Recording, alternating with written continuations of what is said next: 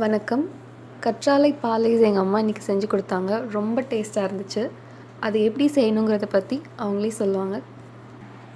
கற்றாழை ஒரு பெரிய மடலில் கற்றாழை பாதி எடுத்துங்க. அதை எடுத்து கற்றாழையை நல்லா க்ளீன் பண்ணி உள்ள ஜெல்லை மட்டும் எடுத்து நம்ம நல்லா வாஷ் பண்ணிக்கிறோம். நல்லா வாஷ் பண்ணி அலசி எடுத்துக்கிட்டு இப்போ 4 ஐஸ் அளவு தான் நம்ம செய்ய போகிறோம். அதுக்கு இந்த அளவு கற்றாழை போதும். அந்த ஜெல்லை நம்ம மிக்ஸி ஜாரில் சேர்க்குறோம். அதோட பால் பவுட்ரு சேர்க்குறோம். உங்களுக்கு தேவையான அளவு சேர்த்துங்க. நான் ஒரு 3 ஸ்பூன் பால் பவுட்ரு அதில் சேர்த்துருக்கேன். அதோட ஒரு 1/2 லிட்டர் பாலை நான் காய்ச்சி 1 டம்ளர் அளவு வச்சுருக்கேன். அந்த பாலில் ஒரு பாதியை சேர்த்து மிக்சியில் போட்டு நல்லா அடித்து எடுத்துக்கிறோம். அதை வேறு பாத்திரத்தில் மாற்றி வச்சுக்கிறோம். அதுக்கப்புறம் மீதம் உள்ள பாலை சேர்த்து தேவையான அளவு 2 ஸ்பூன் ஜீனி சேர்த்துக்கிறோம். நீங்கள் இனிப்பு ரொம்ப கொஞ்சம் கம்மியாக வேணும்னா கம்மியாக சேர்த்துக்கலாம். பால் பவுடர்லேயே ஜீனி இருக்கிறதுனால இதில் நீங்கள் கொஞ்சம் கம்மியாக சேர்த்துக்கலாம்.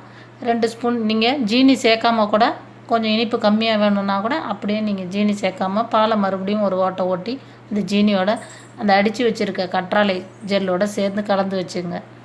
இப்போது ஐஸ் மோல்டு கடையில் விற்கிது. அதை வாங்கிட்டு வந்து அதில் வேணாலும் ஊற்றி ஃப்ரிட்ஜில் வைக்கலாம், இல்லை டம்ளரில் வேணாலும் ஊற்றிக்கலாம். ரொம்ப ஈஸி தான் இது, ரொம்ப சிம்பிள். ஆனால் உடம்புக்கு ரொம்ப நல்லது. இதை 8 மணி நேரம் குறைஞ்சது நம்ம ஃப்ரிட்ஜில் வச்சு அதை எடுத்துக்க வேண்டியது தான். அது உடனே எடுத்தால் வராது. நம்ம கொஞ்சம் கீழே ஒரு பாத்திரத்தில் கொஞ்சம் தண்ணி வச்சு அதுக்குள்ளே வச்சு எடுத்துக்கலாம், இல்லை இந்த டேப்பில் கூட காமிச்சிக்கலாம். எடுத்துகிட்டு அந்த ஐஸை எடுத்து தின்னா அவ்வளோ டேஸ்ட்டாக ரொம்ப நல்லா இருந்துச்சு. இந்த வெயிலுக்கு ரொம்ப நல்லது. உங்கள் குழந்தைங்களுக்கும் நீங்களுமே இந்த ஐஸை செஞ்சு சாப்பிடுங்க.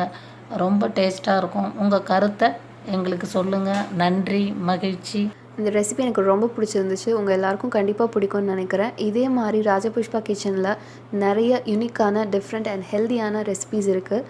அது எல்லாத்தையும் பாருங்கள், கமெண்ட் பண்ணுங்கள், ஷேர் பண்ணுங்கள் அண்ட் சப்ஸ்கிரைப் பண்ணுங்கள். இந்த வீடியோ பார்த்ததுக்கு ரொம்ப நன்றி.